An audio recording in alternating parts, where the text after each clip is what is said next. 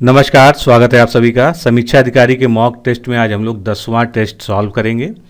आप में से कुछ लोगों ने कमेंट करके बताया था कि आप लोग जो है नोट्स भी बना रहे हैं मॉक टेस्ट का, तो ये बहुत ही अच्छी बात है। मैं यही उम्मीद करता हूँ कि जो लोग भी इसको नियमित रूप से देख रहे हैं वो व्याख्या से और प्रश्नों से नोट्स भी बनाते चलें, क्योंकि मेरा मकसद केवल क्वेश्चन आंसर सॉल्व नहीं कराना है। मैं चाहता हूं कि आप जो भी क्वेश्चन आंसर सॉल्व करें उससे संबंधित, उस टॉपिक से संबंधित कुछ और तथ्यों को भी आप जरूर जानें जो कि आपकी परीक्षा के लिए उपयोगी हो सकते हैं। साथियों, अगर आप आरओ परीक्षा की तैयारी कर रहे हैं और आप एक गंभीर अभ्यर्थी हैं तो आप हमारे इस क्रैश कोर्स प्रोग्राम से जुड़ सकते हैं, जिसमें कुल 11 फुल टेस्ट आपको प्रोवाइड कराए जाते हैं और करंट अफेयर्स के 9 टेस्ट। इस तरह से आपको कुल 20 टेस्ट दिए जाते हैं, जिसकी पीडीएफ फाइल आपको मिलती है। ऑनलाइन एग्ज़ाम देने की, ऑनलाइन टेस्ट देने की आपको सुविधा मिलती है, जिससे आप बिल्कुल परीक्षा कक्ष जैसा माहौल महसूस कर सकें। तो आपके सामने हमारे क्रैश कोर्स के टेस्ट सीरीज की एक डेमो पीडीएफ की फ़ाइल आपके सामने खुली है। इसी तरह से आपको जो है सारी पीडीएफ जो मैंने आपको बताया दी जाती है। सभी प्रश्न उनके जो है बाइलिंगुअल, उनका ट्रांसलेशन यानी जो है हिंदी इंग्लिश में प्रश्न होते हैं, लेकिन व्याख्या जो है संपूर्ण उसकी हिंदी में होती है।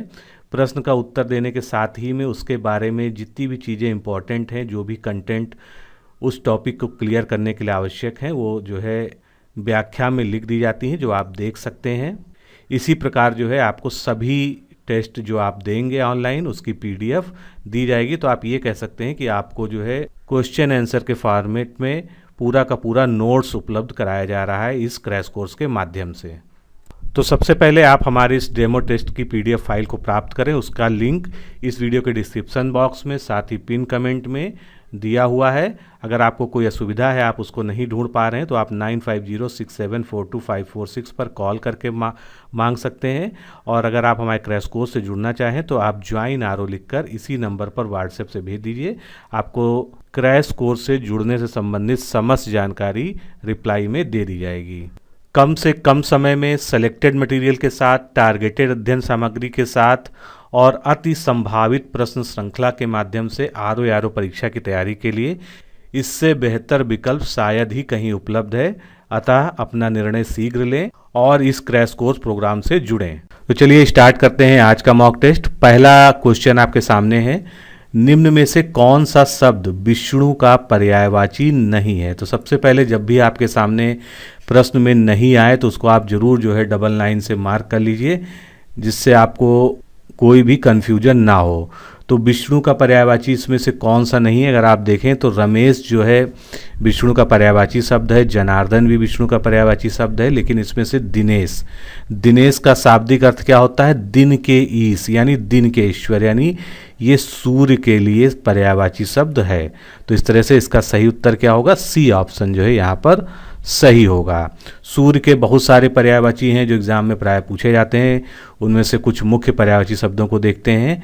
रवि, सूरज, दिनकर, प्रभाकर, आदित्य, दिनेश, भास्कर, दिवाकर, मार्तंड, अंशुमाली, दिननाथ, अर्क, तमरी, भूषण, तरणि, पतंग, मित्र, भानु, शबिता, छायानाथ, मरीच, दिवास, धिप, विश्वस्वान, विभावसु, अंबर, मणि, खग, गभस्तिमान, हिरण्यगर्भ, नक्षमाधिपति, सूर, विरोचन, पूषण, अर्यमा, चक्रबंधु, कमलबंधु, हरि, सप्ताश्व, द्वादशात्मा, ऊष्मरश्मि, असुर, विकर्तन, ग्रहपति, सहस्त्रांशु, पद्मनाभ, तेजोराशि, महातेज, तमिस्त्रहा, जगचक्षु, प्रद्योतन, खग्योत, सारंग और मित्र। ये सभी जो है सूर्य के पर्यायवाची शब्द हैं। विष्णु के अन्य पर्यायवाची शब्द देखते हैं। जनार्दन, चक्रपाणी, चतुर्भुज, गदाधर और दामोदर, ये सभी विष्णु के पर्यायवाची शब्द हैं। अगला प्रश्न देखते हैं, पर्यायवाची की दृष्टि से एक वर्ग इसमें से अशुद्ध है, तो वो वर्ग कौन सा है? तो सीधे सीधे आंसर पे चलते हैं। बी ऑप्शन इसका सही होगा, क्योंकि कमला जो है लक्ष्मी का पर्यायवाची होता है। इसके अलावा जो साथ में दिए हुए हैं ये सभी जो है इससे भिन्न है, इनके बारे में जानते हैं। लक्ष्मी जो है का पर्यायवाची है कमला। लक्ष्मी के अन्य पर्यायवाची शब्द हैं रमा, सिंधुसुता, चंचला, श्री, पद्मा, इंद्रा। चंद्रप्रभा जो दिया हुआ था ये सभी चांदनी के पर्यायवाची हैं। चांदनी के अन्य पर्यायवाची हैं चंद्रिका, कौमुदी, ज्योत्सना, उजियारी, चंद्रमरीचि और जुन्हाई। सैरंध्री सखी का पर्यायवाची शब्द है। सखी के अन्य पर्यायवाची शब्द क्या हैं? सहचरी, आली, सजनी या सहेली। तीय शब्द जो है स्त्री का पर्यायवाची शब्द होता है। स्त्री के अन्य पर्यायवाची हैं महिला, कामिनी, नारी, ललना, रमणी और अबला। अगला प्रश्न देखते हैं। 3 आपके सामने जो है विलोम शब्दों के युग्म दिए हैं, इनमें से कौन सा गलत है उसको हमको चिन्हित करना है। तो एक एक को चेक करते हैं। पाश्चात्य का विलोम पौरुषत्व बिल्कुल सही दिया हुआ है। चांचल्य का विलोम शब्द स्थैर्य होता है, ये भी सही दिया हुआ है। उक्त का मतलब जो है जो कहा गया हो लेकिन उसका विलोम अनुपयुक्त नहीं होता है। अनुपयुक्त किसका विलोम होता है? उपयुक्त का विलोम होता है। उक्त का विलोम क्या होना चाहिए? अनुक्त जो है विलोम इसका होना चाहिए। तो इस तरह से केवल 1 और 2 जो है ऑप्शन इसमें से शुद्ध हैं, तीसरा जो है इसमें गलत है। पाश्चात्य के जो है और भी विलोम शब्द होते हैं पौर्वात्य, पूर्वी और पौरसत्य। कुछ अन्य महत्वपूर्ण विलोम शब्द देखते हैं। पावन का अपावन, पालक का विलोम घालक, पार्थिव का अपार्थिव, पारदर्शी का अपारदर्शी, पारदर्शक का अपारदर्शक, पाप चेता का पाप युक्त। अगला प्रश्न देखते हैं। उन्मूलन का विलोम शब्द इसमें से क्या है? तो उन्मूलन जो है उन्मीलन शब्द से मिलता जुलता है, इससे आप कंफ्यूज ना होइएगा। यहाँ पर जो उन्मूलन दिया है उसका मतलब होता है किसी चीज़ को उखाड़ना, अलग करना, और उसका विलोम क्या हो जाएगा? रोपण हो जाएगा। अगर उन्मीलन शब्द दिया होता तो उसका विलोम निमीलन होता। इस तरह से यहाँ पर डी ऑप्शन जो है बिल्कुल सही है। कुछ अन्य महत्वपूर्ण शब्द देखते हैं। उन्मुख का विमुख, उन्मीलन का निमीलन जो मैंने आपको बताया, उन्मत्त का अनुन्मत्त, उन्नयन का अवनयन, उन्नति का अवनति या गिरावट, उन्नत का विलोम अनुन्नत या अवनत, उधार का विलोम नगद और उद्वेग का विलोम जो है निरुद्वेग। अगला प्रश्न देखते हैं। परित्यक्ता ये शब्द किस वाक्यांश हेतु प्रयुक्त होगा? वह पुरुष जिसने अपना देश छोड़ दिया हो, गलत। वह स्त्री जिससे उसे पति ने छोड़ दिया हो, ये बिल्कुल सही है। तो यहाँ पर बी ऑप्शन जो है बिल्कुल सही है, अन्य ऑप्शन जो है यहाँ पर गलत हैं। तो वह स्त्री जिसे उसे पति ने छोड़ दिया हो उसके लिए एक शब्द क्या है? परित्यक्ता। आगे देखते हैं कुछ अन्य महत्वपूर्ण एक शब्दों को। परित्यक्ता अथवा विधवा स्त्री द्वारा स्वेच्छा से अन्य पुरुष से विवाहोपरांत उत्पन्न पुत्र को पौनभर्व पुत्र कहते हैं। परित्यक्त या विधवा नायिका जो अन्य पुरुष से विवाह करे उसे पुनर्भु कहते हैं। परलोक से संबंधित चीज़ों को पारलौकिक कहते हैं। परंपरा से सुनी हुई बात के लिए एक शब्द क्या है? अनुश्रुति। परंपरा से सुना हुआ उसके लिए एक शब्द क्या हो जाएगा? आनुश्राविक। परंपरा से सुना हुआ के लिए अनुश्रुति रिपीट हो गया यहाँ पर। परंपरा से संबंधित बात को पारंपरिक कहेंगे और परंपरा से कही बात को जो है अनुश्रुत कहेंगे। परंपरा से आई हुई बात परंपरागत और पर पुरुष से प्रेम करने वाली विवाहित नायिका के लिए एक शब्द क्या है? परकीया। अगला प्रश्न देखते हैं। सर्वदा और सर्वथा ये 2 युग्म है जो एक जैसे दिखते हैं शब्द युग्म, इनका जो है उपयुक्त अर्थ क्या होगा? यानी इसको हमको समानार्थी शब्दों को देखना है। तो सर्वदा मतलब क्या होता है? हमेशा होता है, और सर्वथा मतलब बिल्कुल। तो इसका जो है पहला युग्म सही होगा हमेशा और बिल्कुल। यानी सर्वदा का समानार्थी क्या होगा? हमेशा होगा, और सर्वथा का जो है बिल्कुल होगा। अगला प्रश्न। निम्नलिखित में से किस शब्द में वर्तनीगत अशुद्धि नहीं है? यहाँ पर क्या पूछा गया है कि अशुद्धि नहीं है। तो ज्येष्ठ गलत लिखा है, आध्यात्म भी गलत लिखा है, प्रज्वलित भी गलत लिखा है। यहाँ पर केवल सही क्या है? केंद्रीकरण, जिसको हम लोग गलत क्या लिखते हैं? केंद्रीयकरण लिख देते हैं, जबकि सही शब्द क्या है? केंद्रीकरण है। अन्य जो गलतियां हैं उनको देखते हैं। ज्येष्ठ का सही रूप क्या होगा? ज्येष्ठ्य होगा। आध्यात्म को अध्यात्म लिखेंगे शुद्ध वर्तनी में, और प्रज्वलित को प्रज्वलित इस प्रकार से लिखा जाएगा। यहाँ पर 2 आजा जा नहीं होगा। अगला प्रश्न। लिंग की दृष्टि से अशुद्ध वर्तनी वाला रूप इसमें से क्या है? तपस्विनी सही है, कमलिनी भी सही है और हथिनी भी सही है। सुलोचनी यहाँ पर गलत है, इसके जगह पे क्या होना चाहिए? सुलोचना होता, तो ये जो है स्त्रीलिंग का रूप जो है बिल्कुल सही होता। कुछ और जो है शब्दों को देखते हैं जो वर्तनी की दृष्टि से अशुद्ध हैं। तीन राहा, तो इसको शुद्ध रूप में कैसे लिखेंगे? तिराहा लिखेंगे। शांतमय को शांतिमय लिखेंगे। विद्वानता को विद्वता लिखेंगे। इसी प्रकार महानता शब्द भी वर्तनी की दृष्टि से गलत है, भले जो है बहुत ज़्यादा ही प्रयोग होता है। इसका सही रूप क्या है? महत्ता है। मूसलधार को मूसलाधार सही लिखेंगे। पिता भक्ति को पितृभक्ति शुद्ध रूप में लिखेंगे। अष्टवक्री जो सही क्या है? अष्टावक्र। चार राहा का सही रूप क्या है? चौराहा। सगुड़ी का जो है शुद्ध रूप क्या है? सगुड़। सर्व उत्तम की जगह सर्वोत्तम लिखेंगे, इसकी संधि कर दी जाएगी। और यथाविध की जगह यथाविधि, ये शब्द जो है बिल्कुल सही होगा। अगला प्रश्न, निम्नलिखित में से किस वाक्य में क्रिया विशेषण का प्रयोग हुआ है? तो क्रिया विशेषण होता क्या है? ऐसे शब्द जो क्रिया की विशेषता बताते हैं उनको हम क्रिया विशेषण कहते हैं। तो अगर इन सभी वाक्यों को ध्यान से देखा जाए तो यहाँ पर जो है बी ऑप्शन करेक्ट होगा। कल्याणी गाना गाती है, तो गाना जो है यहाँ पर क्रिया है, लेकिन किस प्रकार गाती है उसकी विशेषता बताई जा रही है कि वो धीरे धीरे गाना गाती है, यानी धीरे धीरे क्या है यहाँ पर? क्रिया विशेषण है। थोड़ा सा क्रिया विशेषण को और समझते हैं। संज्ञा अथवा सर्वनाम की विशेषता बनाने वाले शब्दों को क्या कहते हैं? विशेषण कहते हैं। लेकिन क्रिया की विशेषता बताने वाले शब्दों को हम क्रिया विशेषण कहते हैं। बी में जो वाक्य में गाना था वो क्रिया था और धीरे धीरे जो है उसका विशेषण था, इसीलिए धीरे धीरे क्या हो गया? क्रिया विशेषण हो गया।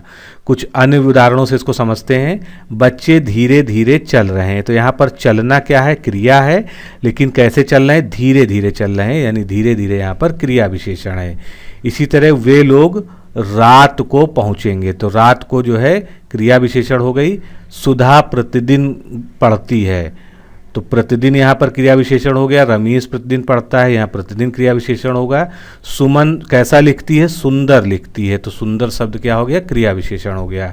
वह बहुत थक गया है, या मैं बहुत थक गया हूँ, तो यहाँ पर बहुत शब्द जो है क्रिया विशेषण है। वह यहाँ से चला गया, यहाँ से चला गया जो है यहाँ पर क्रिया विशेषण शब्द है।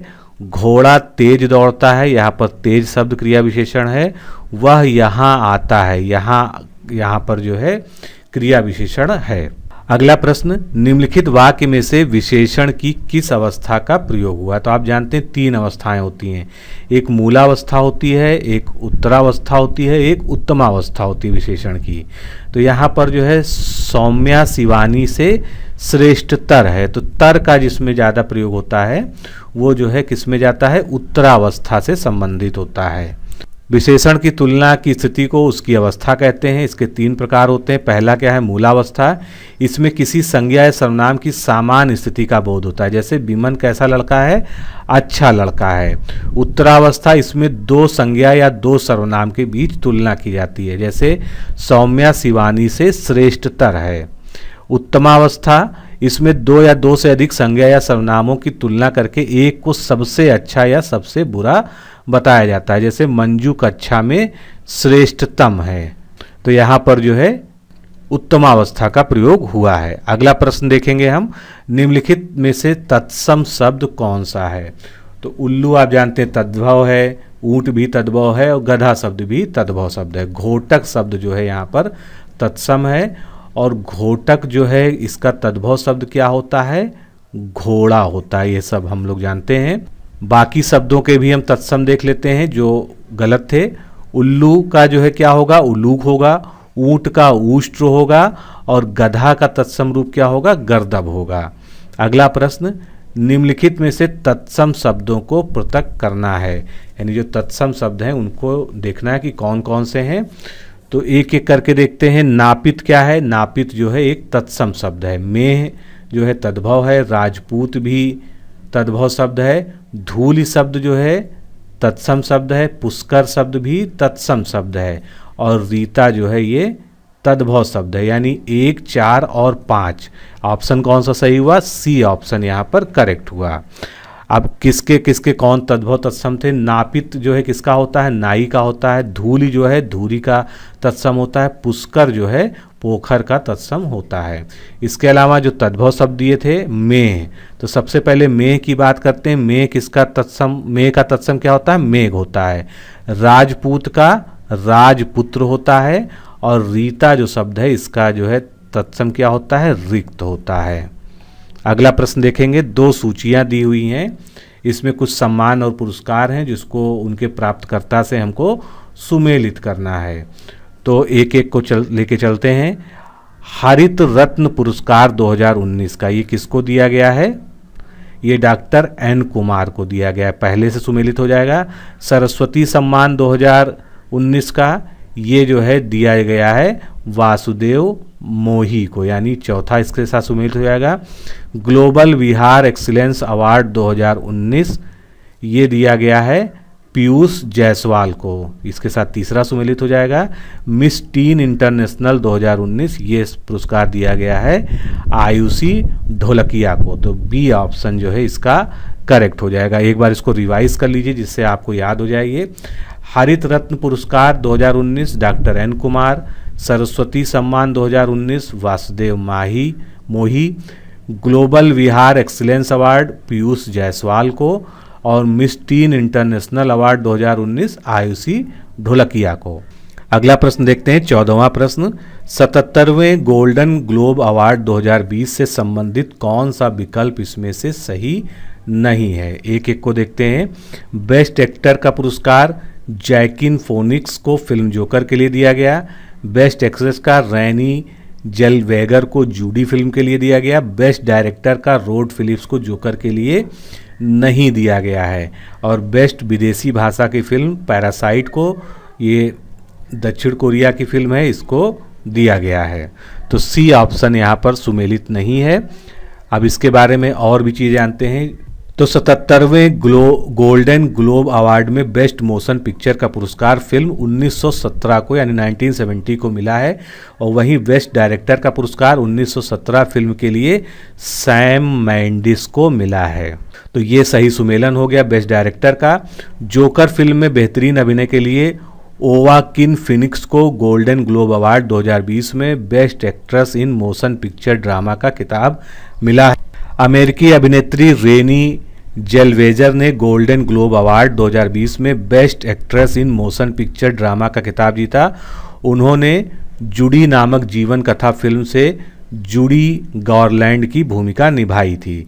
म्यूजिकल अथवा कॉमेडी बेस्ट मोशन पिक्चर थी once upon a time in Hollywood. Motion film, संगीत या हास्य में सर्वश्रेष्ठ प्रदर्शन करने वाले अभिनेता एवं अभिनेत्री का अवार्ड, तो इसमें सर्वश्रेष्ठ अभिनेता का अवार्ड मिला है टैरोन एगर्टोन को फिल्म रॉकेटमैन के लिए और सर्वश्रेष्ठ अभिनेत्री का अक्वाफिना को फिल्म फेयरवेल के लिए, द फेयरवेल के लिए। सर्वश्रेष्ठ विदेशी भाषा फिल्म पैरासाइट, जो हमने पहले भी बात की, दक्षिण कोरिया की ये फिल्म है। अगला प्रश्न, निम्नलिखित कथनों पर विचार कीजिए। अमेरिका में जन्मा नागरिक ही वहां का राष्ट्रपति बन सकता है। बिल्कुल सही कथन है ये अमेरिका के संदर्भ में। देशीकरण द्वारा भारत का नागरिक बनने वाला व्यक्ति राष्ट्रपति पद के लिए योग्य नहीं है। तो यहाँ पर ये गलत है। देशीकरण से भी जो है भारत में राष्ट्रपति जो है कोई भी नागरिक बन सकता है। तो इस तरह से यहाँ पर केवल एक यानी पहला ही कथन जो है सही है। अमेरिकी संविधान में प्राविधान है कि अमेरिका का राष्ट्रपति वही बन सकता है जो जन्म से अमेरिका का नागरिक हो। अतः कथन एक सही है। कथन दो सही नहीं है क्योंकि देशीकृत नागरिक संविधान के सभी पदों के लिए पात्र है। अगला प्रश्न, महाधिवक्ता के पद का उल्लेख संविधान के किस अनुच्छेद में है? तो महाधिवक्ता आप जानते हैं राज्य सरकार का जो है सर्वोच्च विधि अधिकारी होता है। तो महाधिवक्ता के पद का उल्लेख जो है अनुच्छेद 165 में यानी 165 में किया गया है। भारतीय संविधान के अनुच्छेद 165 के अंतर्गत राज्यपाल द्वारा महाधिवक्ता की नियुक्ति की जाती है। अनुच्छेद 161 में क्या है? राज्यपाल की शक्ति के संदर्भ में ये उपबंध करता है। 164 जो है मुख्यमंत्री की सलाह पर राज्य में मंत्रियों की नियुक्ति के बारे में बताता है। और अनुच्छेद 201 राज्यपाल द्वारा राज्य विधानसभा द्वारा पारित विधेयकों को राष्ट्रपति के विचार के लिए आरक्षित रखने से संबंधित है। प्रश्न संख्या 17 देखते हैं। इसमें ऋग्वैदीन कालीन नदियां दी गई हैं, उनके पुराने नाम सूची 1 में दिए गए हैं और वर्तमान नाम जो है यानी नए नाम जो है सूची 2 में दिए गए हैं। तो इस तरह का सुमेलन का कई बार जो है पूछा जा चुका है लोक सेवा आयोग के जो है प्रश्नों में। तो एक एक करके देखते हैं। परुष्णी जो है वर्तमान इसका नाम क्या है? रावी, यानी इसका दूसरा सही है। सदा नीरा जो है ये किसके लिए यूज होता है आज? गंडक नदी का नाम है वर्तमान। बिपाशा नदी जो है ये किसके लिए है? व्यास नदी के लिए। और वितस्ता जो है ये किसका नाम है? झेलम नदी का नाम है। तो इस तरह से बी ऑप्शन जो है यहाँ पर करेक्ट होगा। अब जो है ऋग्वैदिक कालीन नदियाँ जो है उनके प्राचीन और नए नाम जो है फिर से देख लेते हैं। तो वर्तमान नाम जो इधर लिखे हुए हैं, सतलज का पुराना नाम क्या था? सुतुद्री था। चेनाब का अस्किनी था। व्यास का विपाशा था। काबुल का जो है कुंभा था। गंडक का सदानीरा। सिंध का जो है सिंधु था। रावी का परुष्णी। झेलम का वितस्ता। गोमल जो है गोमती नदी का पुराना नाम था, ये इस तरफ से उल्टा लिख गया है। कुर्रम इसका प्राचीन नाम कुर्मु था जो है, और स्वात का जो है सुवस्तु नाम था। अगला प्रश्न, किस वायसराय के समय में बिहार व बंगाल में भयानक अकाल पड़ा था? तो ये जो है बहुत ही भयानक जो है अकाल पड़ा था लॉर्ड नॉर्थ ब्रुक के समय में। ए ऑप्शन जो है यहाँ पर करेक्ट होगा। लॉर्ड नॉर्थ ब्रुक 1872 से 1876 तक भारत का वायसराय रहा। इसी के समय में बिहार व बंगाल में भयानक अकाल पड़ा था, और पंजाब का प्रसिद्ध कूका आंदोलन भी इसी समय में हुआ था। इसके कार्यकाल की कुछ अन्य महत्वपूर्ण घटनाएं क्या हैं? पंजाब का कूका आंदोलन, और अलीगढ़ में मोहम्मडन एग्लो ओरिएंटल कॉलेज की स्थापना, जिसको आज जो है AMU या अलीगढ़ मुस्लिम यूनिवर्सिटी के नाम से हम जानते हैं, और प्रिंस ऑफ वेल्स का जो है भारत में आगमन हुआ था। कूका आंदोलन जो इससे जुड़ा हुआ है इस प्रश्न से, उसके बारे में जानते हैं। तो सिखों के नामधारी संप्रदाय के लोग जो है कूका भी कहलाते थे, इन्हीं को कूका कहा जाता था। इसकी शुरुआत 1840 ईस्वी में हुई थी। इसको प्रारंभ करने का श्रेय सेन साहब अर्थात भगत जवाहर मल को जाता है। इसको बालक सिंह तथा उनके अनुयायी राम सिंह ने नेतृत्व दिया था। लोगों के सशस्त्र विद्रोह को जो है कूका विद्रोह के नाम से पुकारा गया। गुरु राम सिंह जी के नेतृत्व में कूका विद्रोह हुआ था। कूके लोगों ने पूरे पंजाब को 22 जिलों में बांटकर अपनी समानांतर सरकार बना ले ली थी। कूके वीरों की संख्या 7 लाख से ऊपर थी, परंतु अधूरी तैयारी में ही हुए इस विद्रोह में जो है विद्रोह भड़क गया, और इसी कारण जो है वो दबा दिया गया। अब कूका विद्रोह जो है जो उसका मूल कारण था, उसके पीछे की क्या बातें ये जान लीजिए।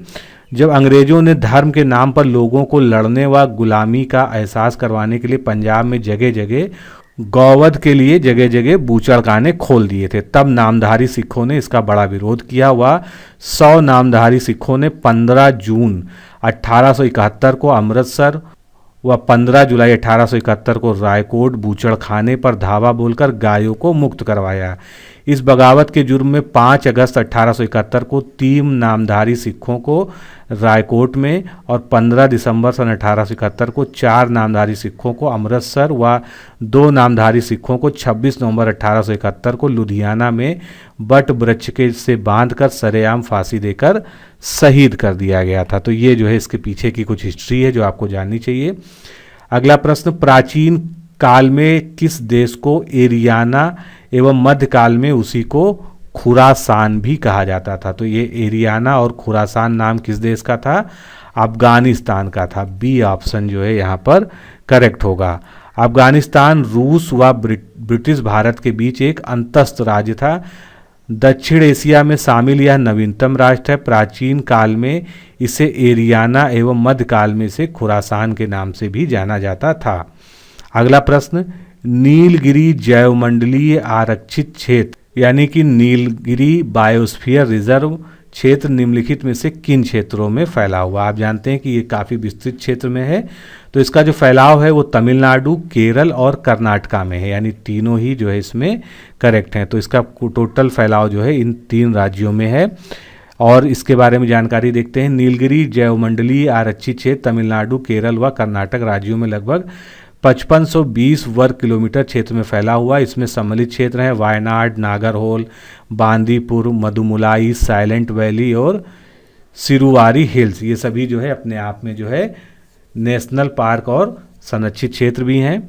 अब हम बात करते हैं भारत में जो राष्ट्रीय बायोस्फीयर रिजर्व कार्यक्रम हुआ था, इसकी शुरुआत जो है 1986 में शुरू किया गया था, और संरक्षित क्षेत्र नेटवर्क प्रणाली के अंतर्गत जीवित संसाधनों और उनके पारिस्थितिक नियमों के संरक्षण के लिए व्यापक आधार के रूप में यह कार्य किया जाएगा, इसका निर्णय किया गया था। वर्तमान में भारत में 18 बायोस्फीयर रिजर्व हैं, जिनमें से 10 को जो है यूनेस्को के वर्ल्ड नेटवर्क ऑफ बायोस्फीयर के अंतर्गत मान्यता प्राप्त है। तो ये 18 कौन कौन से हैं, किस किस राज्यों में फैले हैं, इसको देखते हैं। तो सबसे पहले सबसे पुराना है नीलगिरी संरक्षित जैविक क्षेत्र, जो कि तमिलनाडु, केरल और कर्नाटक में फैला हुआ है। फिर नंदा देवी राष्ट्रीय उद्यान या बायोस्फीयर रिजर्व, ये उत्तराखंड राज्य में है। मन्नार की खाड़ी बायोस्फीयर रिजर्व तमिलनाडु में है। नोकरेक बायोस्फीयर रिजर्व मेघालय में है। सुंदरवन पश्चिम बंगाल में है। मानस बायोस्फीयर रिजर्व असम में है। सिमलीपाल कहाँ पर है, उड़ीसा में है। दिहांग दिबंग जो है अरुणाचल प्रदेश में है। पंचमढ़ी बायोस्फीयर रिजर्व मध्य प्रदेश में है। अचानकमार अमरकंटक बायोस्फीयर रिजर्व मध्य प्रदेश और छत्तीसगढ़ में विस्तृत है। कच्छ का रण या रन ये गुजरात क्षेत्र में है। कोल्ड डेजर्ट हिमाचल प्रदेश में है। कंचनजंगा बायोस्फीयर रिजर्व सिक्किम में है। अगस्त्यमलाई बायोस्फीयर रिजर्व केरल और तमिलनाडु दोनों में विस्तृत है। बड़ा निकोबार जयमंडल आरक्षित क्षेत्र अंडमान और निकोबार द्वीप समूह में फैला हुआ है। डिब्रू सखोवा ये असम में है। शेषाचलम पहाड़ियाँ आंध्र प्रदेश में है। और पन्ना राष्ट्रीय उद्यान जो बायोस्फीयर रिजर्व है ये मध्य प्रदेश राज्य में है। अगला प्रश्न, निम्नलिखित में से कौन सी एक कर यानी टैक्स की विशेषता नहीं है? तो विशिष्ट विधियों के अंतर्गत कर एक अनिवार्य भुगतान है, यानी जहाँ पर जो है कर को अनिवार्य किया गया है, जिन विधियों के द्वारा, जिन कानूनों के द्वारा, उसके अंतर्गत जो है कर एक अनिवार्य रूप से दिए जाने वाला भुगतान है। कर जनता द्वारा सरकार को दिया गया भुगतान है, ये भी सही है। कर से प्राप्त धनराशि का उपयोग व्यक्तिगत हित में होता है, बिल्कुल गलत है, क्योंकि कर से जो धनराशि प्राप्त होती है राज्य को या सरकार को, वो जो है राज्य हित में, लोक हित में व्यय की जाती है। अंशदान व लाभ के मध्य प्रत्यक्ष संबंध नहीं होता है, ये भी जो है कथन बिल्कुल सही है। अब जब हम कर की बात करते हैं तो कर कई प्रकार के होते हैं जो भी बार बार पूछे भी जाते हैं। तो सबसे पहले हम बात करते हैं प्रतिगामी कर, जिसको रिग्रेसिव टैक्स कहते हैं। जिस कर की दर आधार वृद्धि के साथ क्रमशः घटती जाए, यानी अगर आधार में वृद्धि हो रही कर के तो उसकी जो दर जो है लगातार घटेगी, उसको हम प्रतिगामी कर कहेंगे। प्रतिगामी कर प्रणाली एक दोषगुण कर प्रणाली है। इसमें करदाताओं की आय बढ़ने के सापेक्ष कर का भार क्रमशः घटता जाता है, इसलिए इसमें अमीरों की तुलना में गरीबों पर कर का अधिक भार पड़ता है। लेकिन अमीर लोगों पे ज़्यादा भार नहीं पड़ेगा, क्योंकि उनका अगर जो है इनकम बढ़ रही है तो उनका जो है कर कम हो रहा है। लेकिन गरीबों का जो है इसमें जो है ज़्यादा नुकसान होता है, उन पे ज़्यादा भार पड़ता है। प्रतिगामी करों में अचल संपत्ति कर, राज्य और स्थानीय बिक्री कर के साथ साथ उपयोगी वस्तुएं जैसे सिगरेट, गैसोलीन, विमान किराया या शराब पर एक्साइज कर की फीस बढ़ना और टोल टैक्स आदि शामिल हैं। दूसरे तरह का कर होता है प्रगतिशील कर, जिसको हम प्रोग्रेसिव टैक्स कहते हैं। जिस कर की दर आधार वृद्धि के साथ क्रमशः बढ़ती जाए उसे हम प्रगतिशील कर कहते हैं। तो प्रगतिशील कर का उदाहरण क्या है? आय की करमुक्त सीमा के साथ एकल दर वाला आयकर, या वह आयकर जिसमें कर की दर आय बढ़ने के साथ साथ बढ़ती है। संपूर्ण कर आधार की बजाय एक निश्चित सीमा के पार जाने वाले हिस्से पर ही कर की उच्चतम दर लागू की जाती है। प्रगतिशील करों का व्यापक इस्तेमाल होता है, जैसे कि व्यक्तिगत आयकर, जिसको हम इनकम टैक्स कहते हैं। अब बात करते हैं आनुपातिक कर या प्रोपोर्शनल टैक्स की। जिस कर की दर आधार वृद्धि के साथ उसमें कोई भी परिवर्तन ना दिखाए उसे हम आनुपातिक कर कहते हैं। एक आनुपातिक कर प्रणाली, जिसे फ्लैट टैक्स भी कहा जाता है, आयकर या धन की परवाह किए बिना करदाताओं के लिए समान दर की मूल्यांकन करता है, जैसे कि निगम टैक्स। अगले तरह का टैक्स है अधोगामी कर, जिसको हम डिग्रेसिव टैक्स के नाम से जानते हैं। जिस कर की दर आधार वृद्धि के साथ कुछ सीमा तक बढ़े उसके बाद वो आनुपातिक हो जाए, यानी उसमें आनुपातिक जो है और प्रोग्रेसिव क्या जो है दोनों का मेल हो, तो इस तरह के कर को अधोगामी कर कहते हैं, जैसे कि व्यक्तिगत आयकर, ये भी जिसका उदाहरण है। अगला प्रश्न, सूची 1 में जो है कुछ जड़ों के प्रकार दिए हैं, जो पौधों की जड़ें होती हैं और वो किन पौधों से संबंधित हैं उसका हमको सुमेलन करना है। तो चलिए देखते हैं एक एक को। आरोही जड़ या जिसको हम क्लाइंबिंग रूट कहते हैं, जो है लिपट कर चलती है, वो किस में होती है? वो पान में पाई जाती है। बटरस जड़ ये टर्मिनेलिया में जो है पाई जाती है। चूसक जड़ जिसको सकिंग रूट्स कहते हैं, जो ज़्यादातर परजीवी पादपों में पाई जाती है, तो ये किससे संबंधित है? अमरबेल, क्योंकि अमरबेल क्या है? एक जो है परजीवी पादप है, परजीवी पौधा है। श्वसन जड़ जो है, रेस्पायरेटरी रूट्स जो है, ये जूसिया में पाई जाती है। रेस्पायरेटरी रूट्स आप जानते हैं दलदली स्थानों पर या जो है मीथेन की अधिकता वाली स्थानों पर जो है जो पौधे होते हैं उनमें न्यूमेटोफोर के रूप में पाई जाती है। तो इस तरह से इसमें ऑप्शन कौन सा सही हो गया? ए ऑप्शन जो है इसमें सही हो गया। अगला प्रश्न, 1 वाट सेकंड में कितने जूल होते हैं? तो 1 वाट सेकंड बराबर होता है 1 जूल के। ए ऑप्शन यहाँ पर करेक्ट होगा। कुछ और मात्रक देखते हैं, उससे पहले देखते हैं कि कार्य करने की दर जो है क्या कहलाती है? शक्ति कहलाती है। और ये क्या है? एक अदिश राशि है। और शक्ति का मात्रक क्या होता है? वाट होता है, यानी पावर का जो मेजरमेंट होता है वो हम वाट में करते हैं।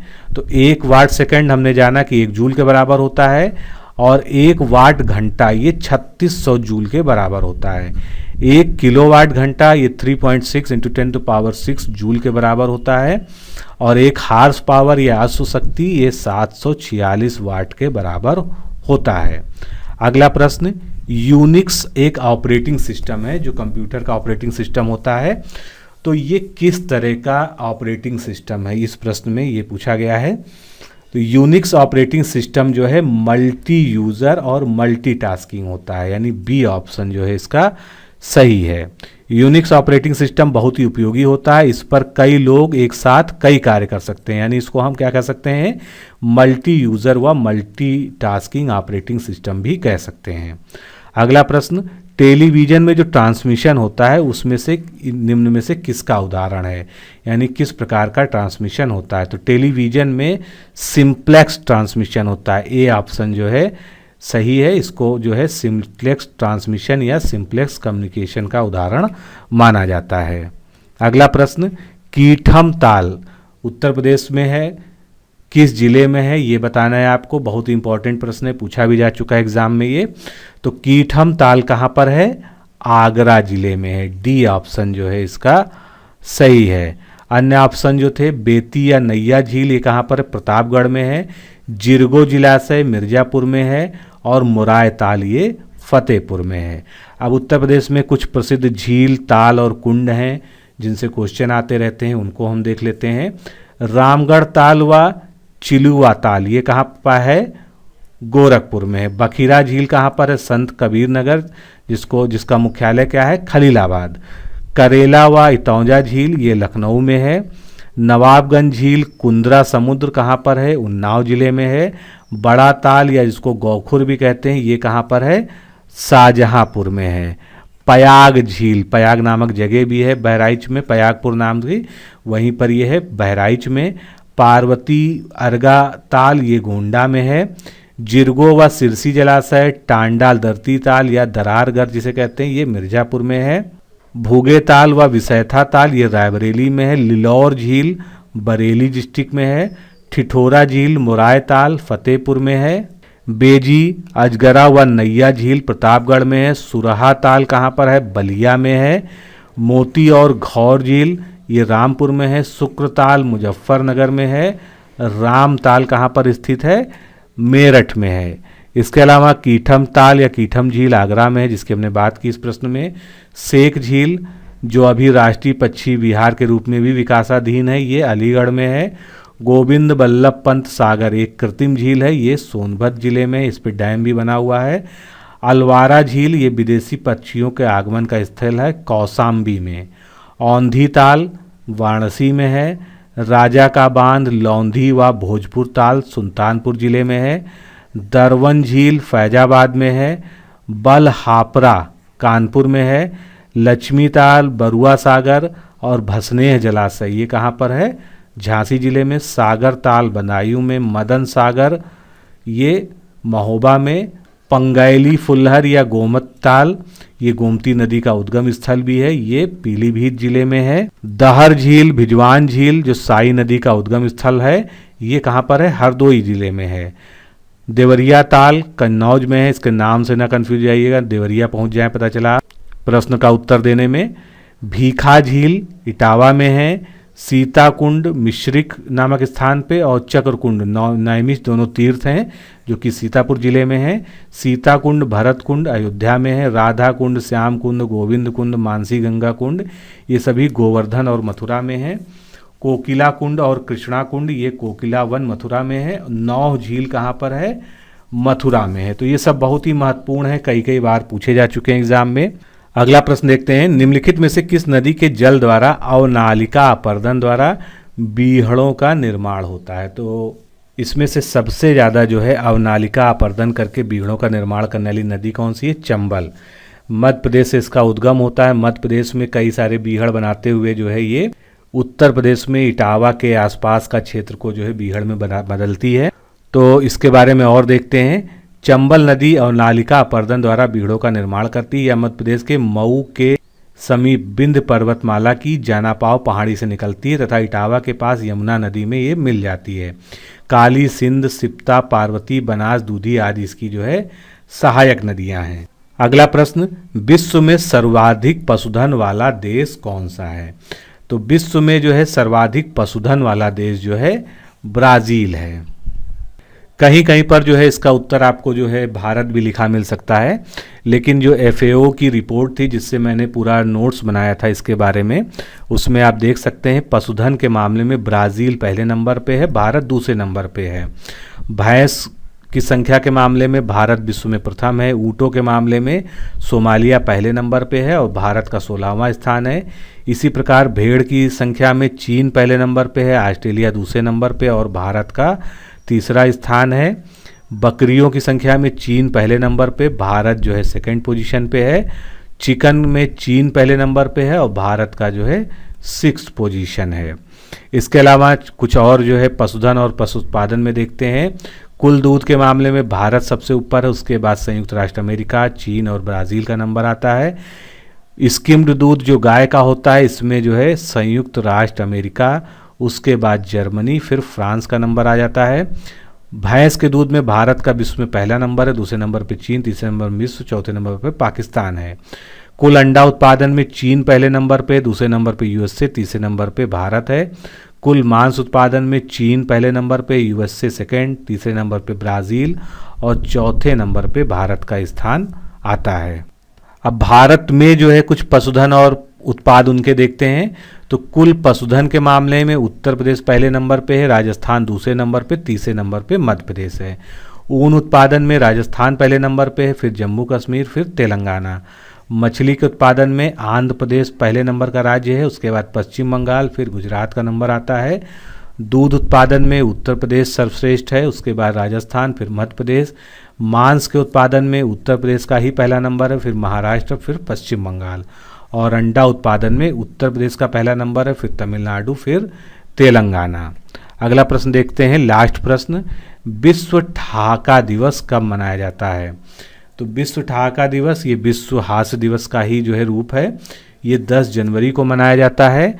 विश्व हास्य दिवस के रूप में विश्व ठहाका दिवस वर्ष जो है जनवरी की 10 तारीख को मनाया जाता है। तो दोस्तों इस तरह से आज हमने जो है 30 प्रश्नों को सॉल्व किया।